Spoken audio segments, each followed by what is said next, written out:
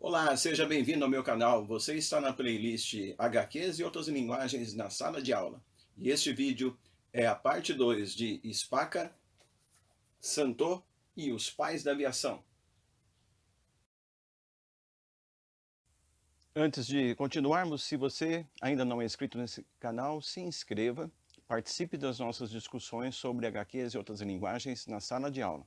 E se você está assistindo essa parte 2 sem ter assistido a parte 1, eu sugiro que você assista a parte 1 antes de continuar assistindo a este vídeo, pois as informações que estão contidas lá são bastante importantes. Spaca foi bastante generoso, mostrando uma série de livros e referências. Vou deixar o link da parte 1 aqui para você. As informações são muito relevantes, muito preciosas. Spaca foi muito generoso. Nessa segunda parte ele traz mais informações, mostra esboços, mostra artes que ele fez, como desenvolveu, como ele saiu de um sistema analógico, na mão, né? A gente diz na unha, para um processo utilizando o computador, e é bastante interessante mesmo a gente perceber como que ele foi trabalhando e fazendo esses roteiros. E é muito importante que você aproveite as dicas para essa sala de aula, e você também, como desenhista que queira produzir, observe todo o processo de produção que o Spaca desenvolveu. Vamos então, sem mais delongas, assistir à segunda parte do depoimento feito pelo Spaca. Então estamos em 2004 e foi quando eu levei o projeto do Santos Dumont para a Companhia das Letras. Eu já ilustrava vários livros para a companhia, livros infantis, alguns projetos assim. E algumas coisas me deram garantia e confiança de que o projeto seria bem aceito lá. Um deles é aquilo que eu falei com os dois, o Rui Castro e...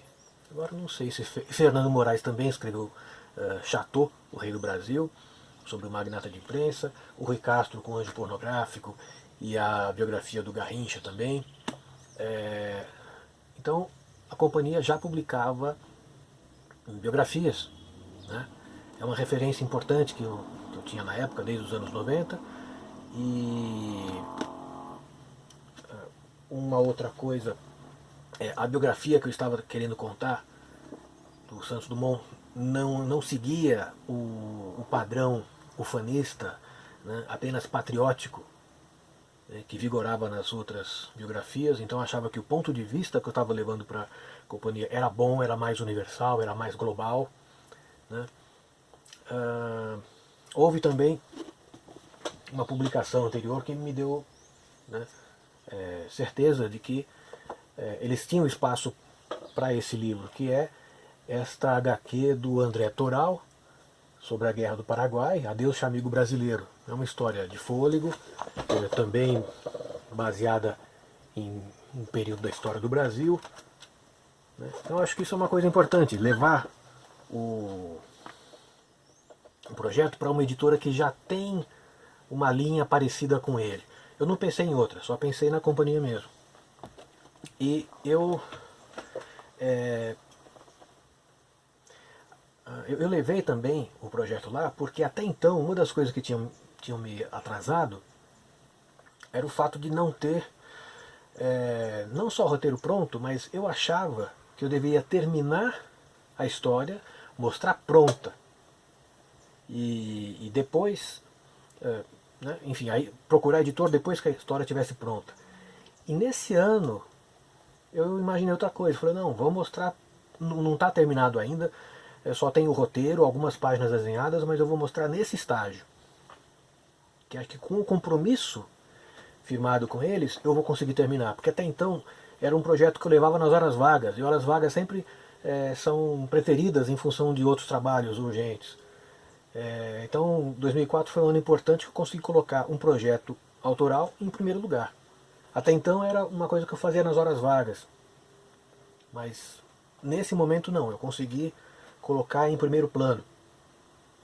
Pois bem, então eu preparei um kit para a companhia, e esse kit era composto do roteiro.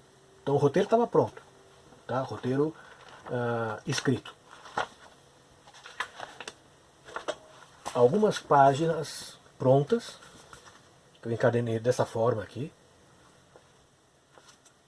Uma encadenação bastante artesanal, né, com colchetes, mas que dão um ar de coisa antiga. Né? Eu peguei isso aqui, um livro, e ampliei para o Xerox.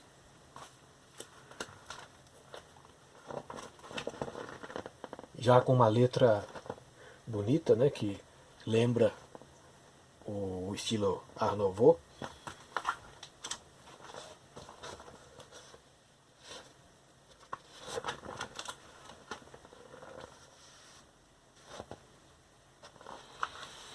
E uma apresentação do projeto desta forma.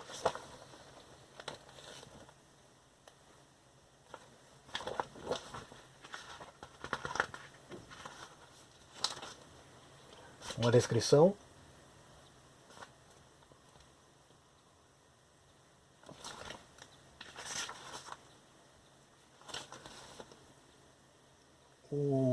A quantidade de páginas. Né? Então, Santou foi concebida para ter aproximadamente 208 páginas. 12 capítulos, 16 páginas, perfazendo 192 páginas.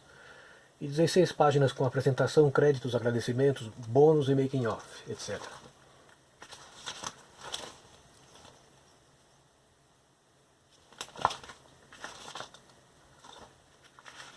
E um cronograma.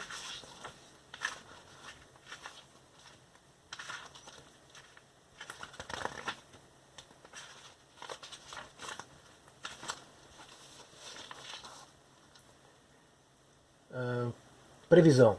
Até 30 de junho, esboço a lápis terminado. Até 31 de dezembro de 2004, arte final a traço. Até 31 de março de 2005, scanner e cor. 2006, lançamento. Por que 2006? Porque seria o centenário do voo do 14 bis, 23 de outubro de 1906, seria 2006. Então eu procurei dar uma ideia do projeto. E mandei para Lilia Schwartz, com quem que eu já conhecia por causa dos trabalhos anteriores que eu havia feito, e fiquei esperando. Aí ela me liga, dizendo que gostou muito do projeto e vamos fazer, como é que faz, como é que não faz. Perguntou quanto eu queria. Aí eu disse, não sei, façam uma proposta. E acabou sendo um adiantamento e os direitos autorais, enfim. E foi combinado uma visita à editora, onde eu conversaria com a Ellen da arte para falar do projeto gráfico. E esse dia foi muito marcante. Eu não sei se eu marquei a data, mas eu fui recebido, não posso exagerar a hospitalidade com que eu fui recebido. Eles, para ter uma ideia, eles fizeram uns cadernos assim, para que eu pudesse escolher o papel, um papel mais amarelado, um outro mais branco, outro mais fino, brilhante, escolher a cor. O projeto previa, a minha sugestão é que fosse colorido e colorizado por computador para dar tempo. E deveria ter 208 páginas. Eu sei que eles gostaram muito do projeto, mas falaram assim, com muita delicadeza, com muita, deixando que eu decidisse, que fizesse as escolhas principais. Disseram assim, Spaca, se você quiser a gente publica dessa forma. Mas, pelos nossos estudos, a gente achou que seria bom ele ficar com R$40 e pouco de preço final, para que ele possa ser adotado, para que ele tenha mais chance de ser adotado em escolas públicas como paradidático. Então, vejo que a gente vai ter que economizar em alguma coisa, ou fazer um papel mais fino, seria bom não fazer cor, ou tirar alguns capítulos, ou algum, não sei, enxugar o conteúdo se você quiser. E eu falei, eu vou dar uma estudada. E aí aproveitei um desses cadernos para fazer uma redução. E eu fiz aqui numa noite. Ah, que bom, tem a data. Isso foi em julho de 2004, que eu ganhei esses cadernos. Então eu fiz uma outra diagramação, eu peguei o meu layout, meu roteiro que estava pronto, e fui contando a história de novo, quadrinizando aqui, tá? Com um traço muito tosco mesmo, só para ver se a história cabia. E eu consegui reduzir para 144 páginas. Não, acho que numa primeira leva aqui para 168. Bom, enfim, consegui reduzir. Dessa maneira eu pude manter a gramatura de papel, né, a espessura do papel que eu achava legal. E, para minha surpresa, a história ficou melhor. Eu consegui tirar a gordura. Então foi uma lição que eu aprendi. Eu gostei dessa interação com a companhia e isso marcou os nossos trabalhos daí em diante. Nunca senti com eles aquela queda de braço, como se eu tivesse uma visão e eles outra, e um deveria tentar convencer o outro e ficava aquela coisa. Nunca senti isso com eles. Eu e eles discutimos o projeto, ambos interessados no que seria melhor para o projeto. É uma coisa difícil, pode até parecer que eu esteja querendo agradar demais o editor, mas não, essa foi a verdade. Foi assim que eu me senti trabalhando com eles e até hoje isso se mantém. Então o que eu aprendi com isso foi o seguinte, a interação com o editor, com um bom editor, a interação com parceiros pode nos levar a resultados melhores, mesmo num projeto autoral. Tá? A reação das pessoas nos guia. Pelo menos isso tem acontecido comigo. Eu gostei dessa... É uma redução que ajudou a tirar a coisa, por exemplo. Tinha partes em que eu coloquei muita história de fora. Por exemplo, enquanto isso, o Barão de Coubertin criou os primeiros Jogos Olímpicos. Enquanto isso, no Brasil estavam chegando os imigrantes. E coisas assim. Que aquilo era gordura. Tá? A história já é complicada, porque hoje eu tenho que contar a história de Santos Dumont, os irmãos Wright, Blériot, Voisin, todos os outros aviadores. E ainda por cima eu tinha enchido o livro de acontecimentos paralelos. Então eu decidi tirar essas coisas, né, mesmo coisas que eu gostava, para chegar num número certo de páginas. E uma coisa engraçada que acabei fazendo foi o seguinte, como Santos Dumont era supersticioso em relação a números, eu tentei fechar em números redondos ou com coincidências, por exemplo. 144 me pareceu um número bonito de páginas em quadrinhos, porque são 12 vezes 12, e eu pedi para que a página 1 fosse esta, e não, como costuma acontecer, aqui. Tá? Então tem várias páginas sem número, e a história começa aqui em 1 e vai até 144. E aí, por exemplo, o Santos Dumont tinha uma birra com o número 8. E 8 vezes 8 é 64. E na página 64 eu fiz o Santos Dumont sofrendo o seu pior acidente. Foi quando o dirigível vai perdendo gás e ele explode no telhado de um hotel. Né? Então ele está na página 64, que é 8 vezes 8. E 64 também é o ano em que eu nasci. E tem outras coincidências assim, meio de propósito, numerológicas pelo álbum. Tem uma cadência numérica aqui que eu segui, enfim, uma firula. Nesse ano também, então, uma vez aceito, combinado com a compra das letras, entrei na produção, comecei ao mesmo tempo a finalizar e a terminar o layout e finalizando as páginas. E aconteceu a chance de viajar a Paris. Uma amiga da minha esposa estava fazendo tese de doutorado na França, ela estava morando lá não é na Sorbonne, mas é no departamento brasileiro da universidade, e a gente foi lá. Então era uma chance de passar um tempo em Paris, gastando pouco, sem gastar com com moradia. Fomos e ficamos 40 dias. Acho que 30 dias em Paris e 10 dias viajando pelo norte da França. E eu, então, já alimentado durante muitos anos com informações sobre França e roupas e tudo, fiz uma série de desenhos bastante inspirados.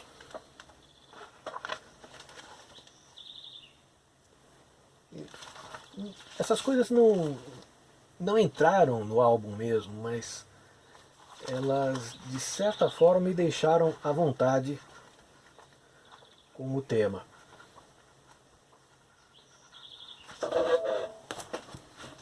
E esses desenhos são melhores, mais bonitos.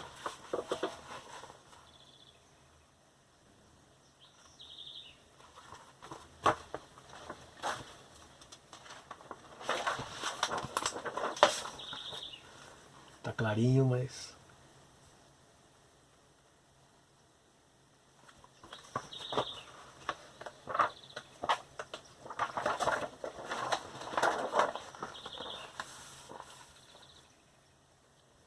posso dizer que nessa viagem é que eu soltei a mão, né?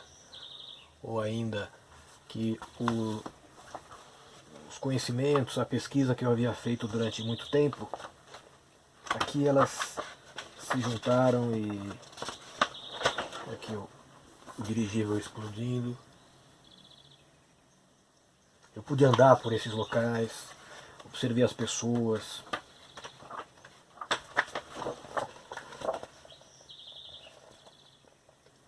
Infelizmente, aqui eu fui capaz de fazer alguns desenhos mais bonitos do que o que eu acabei fazendo no meu álbum de quadrinhos.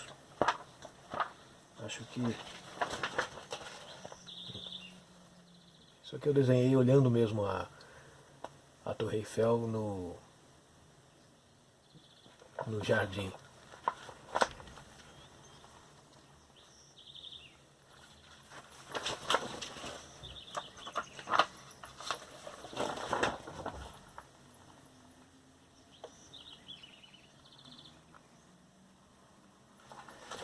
E foi assim.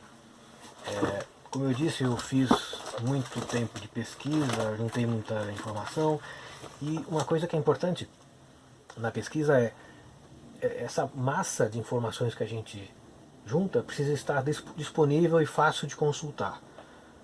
O que eu podia fazer então, veja, lembrando que já tinha internet. 2004, fazia 5 anos que eu estava usando regularmente a internet. Era mais fácil de pesquisar, menos que hoje.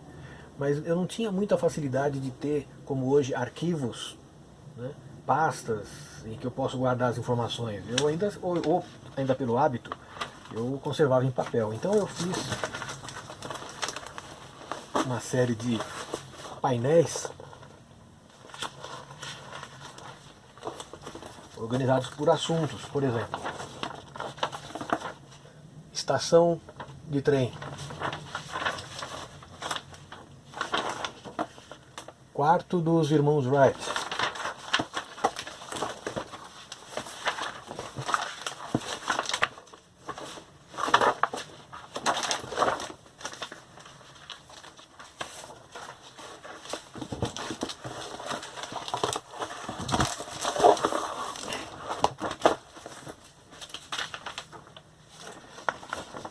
chalé em Deauville, onde o Santos Dumont foi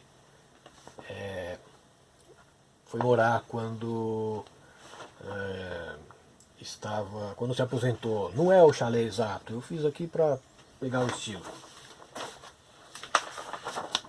Convés de navio. Algumas fotos ampliadas daqueles livros que eu falei, mas para que eu pudesse consultar com facilidade. O restaurante, La Grande Cascade. O apartamento de Santos Dumont. Na verdade, aqui é o apartamento e aqui é. Aqui não é. Aqui eu achei uma decoração muito semelhante para que eu pudesse usar. Eu me inspirei nisso em alguns making-offs de filmes em que mostrava que o cineasta não tinha a locação exata, ele pegava uma parecida. Né? Aqui, Oficina dos Irmãos Wright. Em parte é mesmo a oficina deles que está conservada em museu. E aqui eu juntei com algumas outras imagens para consultar. A oficina do Santos Dumont. Isso aqui é uma coisa difícil de eu imaginar, porque eu não tenho a menor familiaridade com ferramentas. Eu precisei estudar isso juntando referências. Hangar dos Irmãos Wright. E por aí vai. O restaurante Le Maxime. Então eu tinha essas coisas perto, né, de mim. O Aeroclube. Aqui são duas ilustrações de livro do Júlio Verne. E aqui é o... não lembro agora quem está palestrando aqui, esqueci. Mas enfim, são ilustrações para me inspirar. Oficina de mecânica.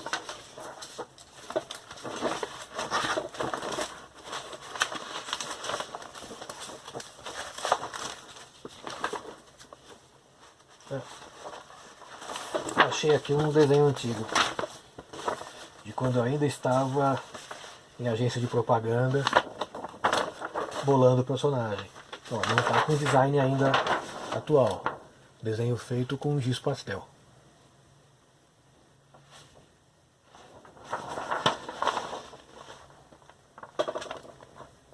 Uma gagzinha dele tirando água dos punhos, como se ele tivesse, se os punhos deles fossem tão exagerados quanto agora.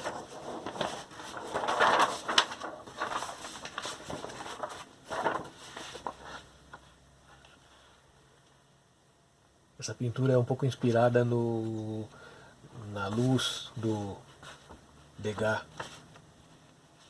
Não, Renoir.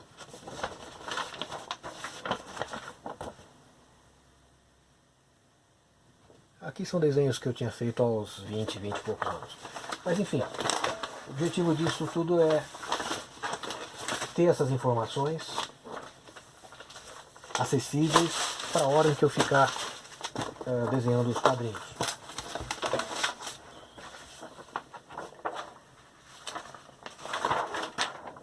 Isso aqui foi um cronograma. Eu ia fazendo e tentando manter o ritmo. Né?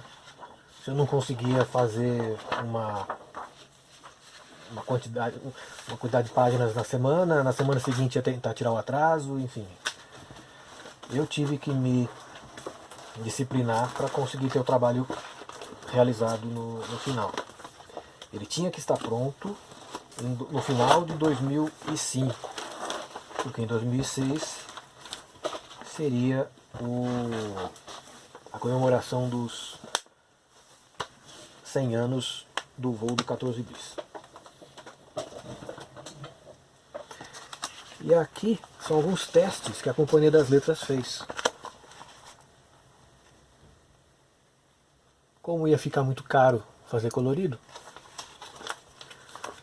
a gente achou que poderia fazer em aguada, ou na verdade aqui foi cor aplicada com computador, no computador. Foi um aerógrafo de computador. E aqui o teste com aguada mesmo. Se não me engano, aguada de Ecoline. Então o traço é tinta nanquim. E o meio tom é Ecoline. E aqui uma experiência dele colorido, com cores chapadas. Naquele tempo eu não trabalhava ainda com a tablet, teria que colorir com o mouse mesmo. E eu fiz de uma forma que eu poderia trabalhar com conforto. Não desgosto totalmente desta cor. Ela não é muito natural, mas ela condiz, ela evoca alguns pôsteres daquele tempo, com essas cores chapadas, um pouco berrantes, mas enfim, tem um clima do tempo, pelo menos das produções gráficas daquele tempo. E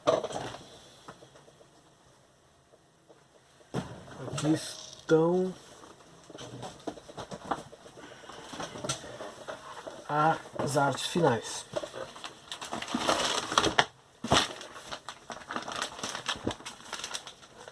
Aqui são as artes finais do Santo.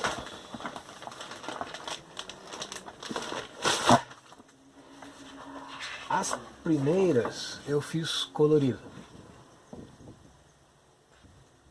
Traço nanquim com bico de pena.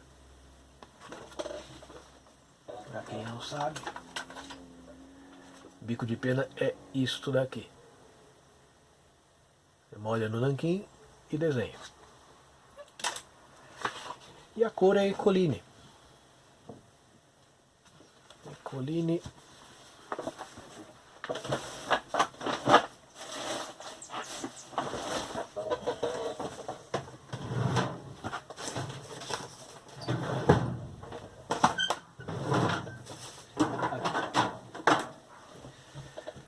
Isso aqui é um pote de Ecoline. Esse não é nanquim, é uma Ecoline preta.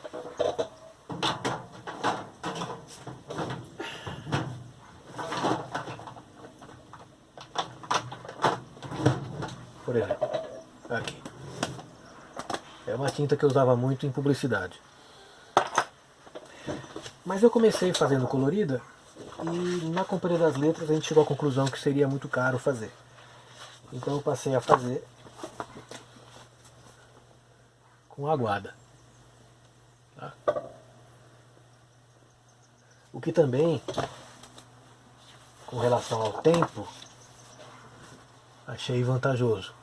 Me deu mais garantia que eu conseguiria terminar dentro do prazo estabelecido.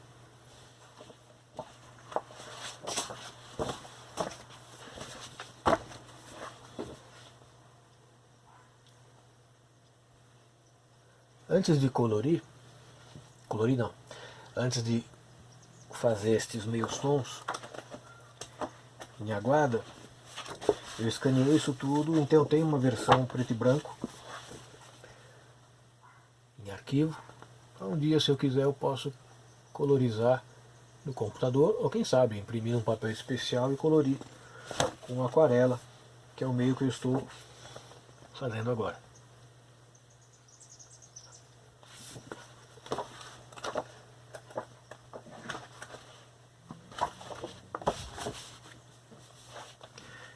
Aqui é a cena de quando o Santos Dumont chega no Brasil. Aqui é a visão do chapéu dele, olhando os morros do Rio de Janeiro, Pão de Açúcar, do mar. E aqui o navio chegando. Então esta cena aqui é esta, né? Que é no ponto de vista de Santos Dumont, e aqui é o chapéu desabado dele. Santos Dumont veio ao Brasil em 1903 e foi muito bem recebido, foi uma festa na cidade.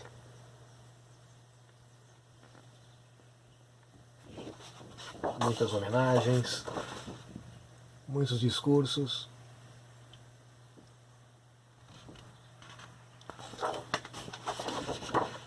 Nesses espaços vazios eu coloquei imagens da época, caricaturas, revistas em que aparece Santos Dumont.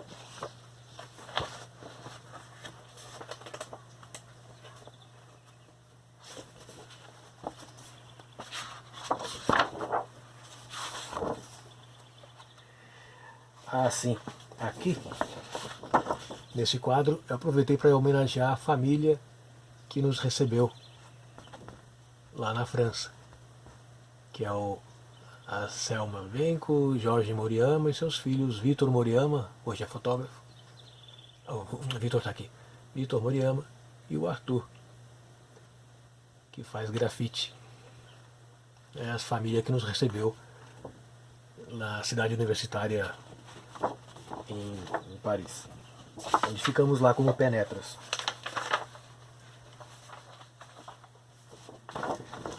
Aqui é o motor do 14 bis.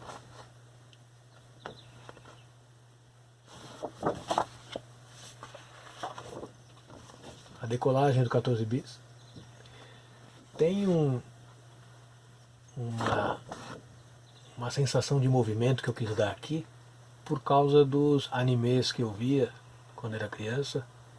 Não chamava de anime, eram os desenhos animados japoneses, e eu imaginava isso em animação, o chão passando velozmente, as pessoas borradas, o 14 bis chacoalhando, e quando ele sai do chão é como se o tempo parasse e a coisa fica suave, porque ele está no ar. E aqui a cena da breve decolagem que ele faz. Eu desenhei as coisas como se sem nenhum risquinho de movimento, para indicar que é um momento quase em câmera lenta, né, se fosse um filme. E aí no quadro seguinte ele cai de forma bem abrupta, né, quebrando o trem de pouso, enfim. Aí a multidão acorre. E assim.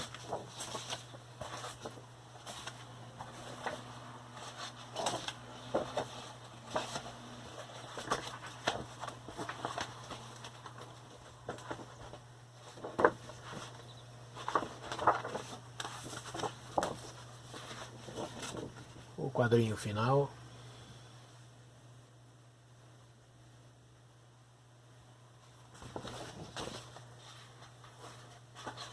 Alguns desenhos extras que eu errei na hora de fazer a arte final, e aqui eu desenhei, depois no computador eu fiz a substituição.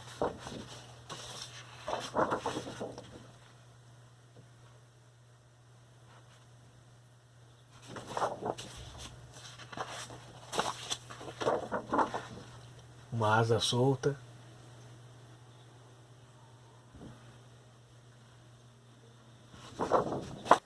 Vou mostrar algumas artes coloridas que eu fiz. Molduras que foram usadas na capa.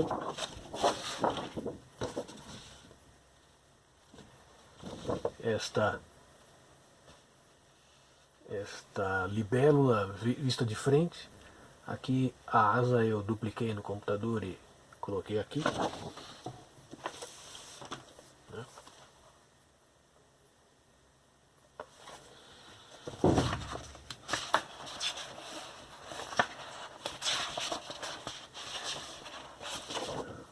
Os aviadores,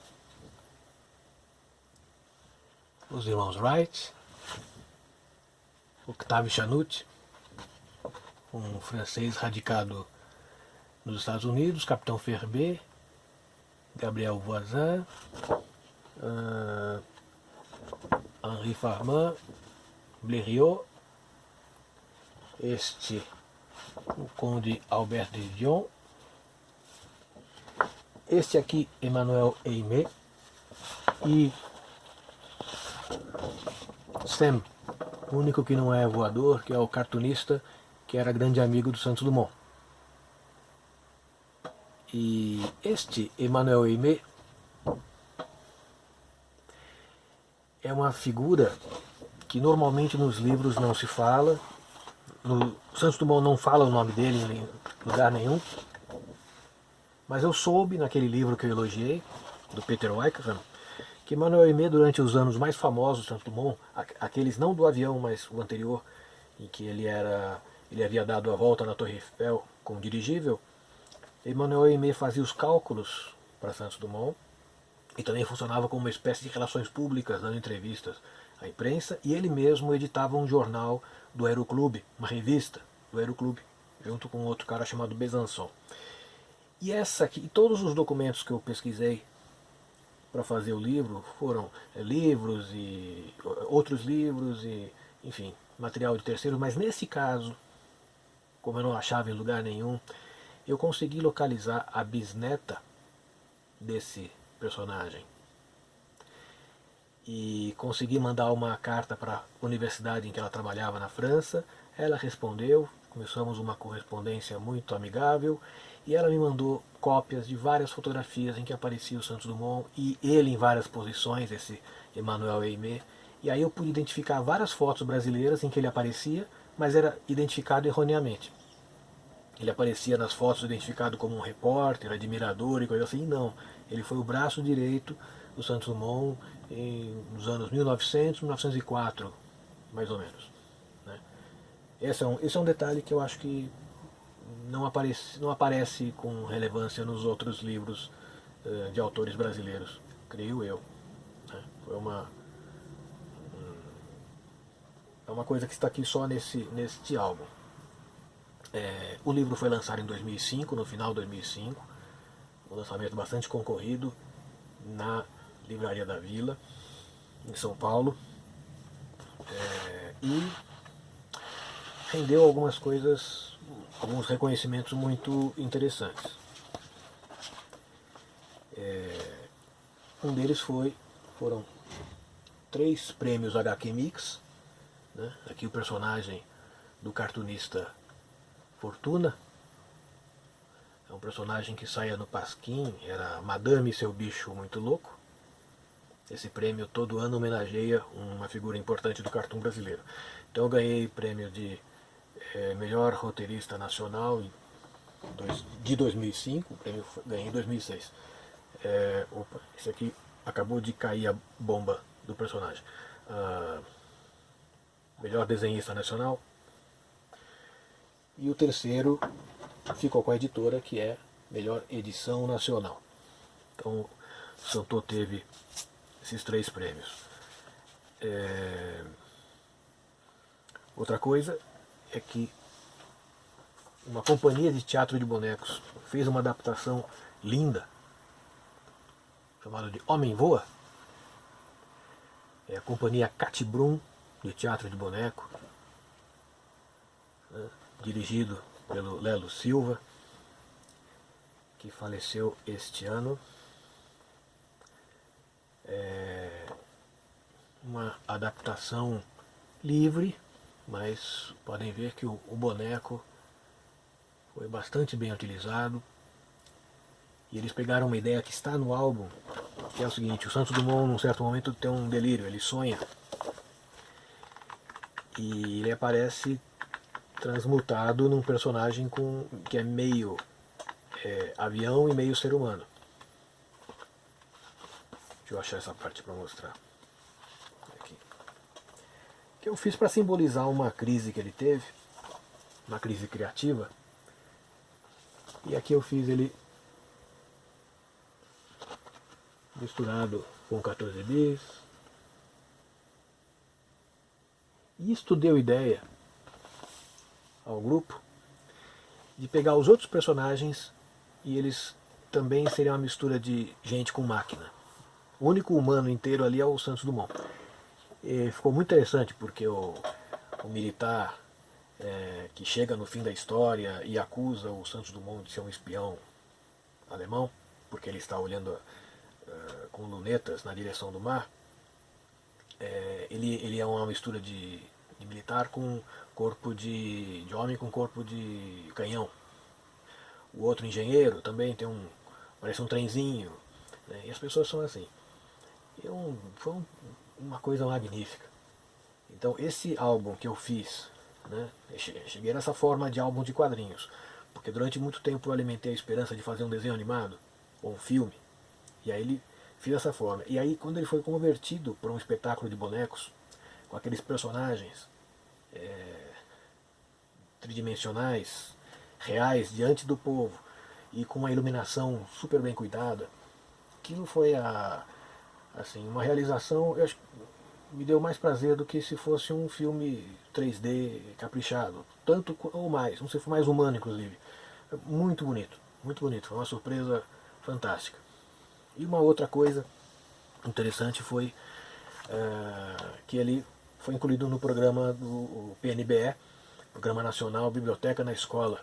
Então, 32 mil exemplares foram adquiridos por esse programa. 32.147 exemplares. Apuração especial PNBE 2006. Foi comprado em 2006, foi distribuído em 2007. Faz 13 anos. Essa quantidade de 32 mil exemplares foi distribuída em 16 mil escolas públicas. E a partir disso, além de ficar à disposição dos alunos, vários professores, bibliotecários e contadores de histórias tiveram a iniciativa de fazer atividades com os alunos. Então foram feitas exposições, peças de teatro. Eu vi uma linda será que no Colégio Cervantes? Enfim, eu vi coisas muito bonitas, releituras dos personagens feitos pelos alunos, e para matérias diferentes, né? Teve professores de história, professores de literatura, artes. Então, até porque ter feito esse trabalho exigiu de mim estudar, ou pelo menos fazer de conta que eu sei um monte de coisas que eu não sei, né? É história, tecnologia, é uma história de engenheiros, mas ao mesmo tempo voar era um sonho quase que mitológico, né? Então tem muito de mítico, de poético nessa história. Então dessa forma, assim foi concluída essa minha aventura, que durou 25 anos, um álbum que eu levei 2 anos para fazer, mas tinha muita experiência concentrada. Eu agradeço ao convite do Eloy para que eu fizesse esse depoimento, até um pouco apressado, levou muito tempo, né? Vocês estão aqui, sei lá, somando tudo dá quase 1 hora, mas compreendam, são 25 anos de atenção, até que está bastante comprimido e ficou muita coisa de fora. E finalmente, quando eu publiquei isso, eu fiquei com medo que o próximo livro também ia levar 25 anos para fazer, mas não levou. Porque as coisas que eu aprendi como fazer foram aplicadas logo em seguida, e muito em breve saiu um outro livro, que foi o Dom João Carioca. Então 2 anos depois eu estava lançando este livro, acredito eu com rigor parecido, né, que também foi comprado pelo PNBE, uma quantidade menor, acho que 9 mil exemplares. Teve outro problema também, não de alcance nacional, mas estadual. E, enfim, né, assim que em 2004 para cá eu me tornei finalmente um autor de quadrinhos. E até hoje eu não parei. Tá bom? Muito obrigado a vocês. Spaca. Depoimento feito no dia 4/10/2020. Abraços. Muito obrigado pela atenção. Spaca, mais uma vez, muito obrigado por todas as informações, por toda essa gentileza. Fiz questão de não editar as suas respostas, o seu depoimento, porque em alguns momentos a gente percebe que você está ali procurando as informações, pegando seus cadernos, separando, e eu deixei isso para ficar um vídeo bastante natural e as pessoas perceberem a sua gentileza, a forma com que você trabalhou essas informações. Valeu! Então eu deixei até a data do depoimento que o Spaca fez questão de registrar, para que a gente tenha aqui um vídeo realmente histórico sobre todo esse processo. Nas conversas com ele, ele citou essa produção que ele fez de mais de 60 minutos como Dossiê Santo. Então eu espero que esse vídeo fique conhecido como Dossiê Santo e que seja um registro valioso, como é, de fato, para as histórias em quadrinhos produzidas no Brasil. E você, professor, você, professora, possam utilizar essa obra, como ele mesmo colocou. Foram 16 mil escolas de todo o Brasil contempladas e vários projetos foram desenvolvidos.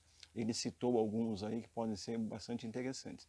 Procure na sua biblioteca, veja se você tem esse livro para utilizar. Caso não tenha, só esse material que nós fizemos aqui no YouTube, já vale a pena você também exibir de repente uma parte dele em sala de aula, fazendo os seus recortes aí específicos. Espero que você tenha gostado desse vídeo. Deixa aí seus comentários, vamos discutir arte, cultura, educação e histórias em quadrinhos. Tchau, até o próximo vídeo.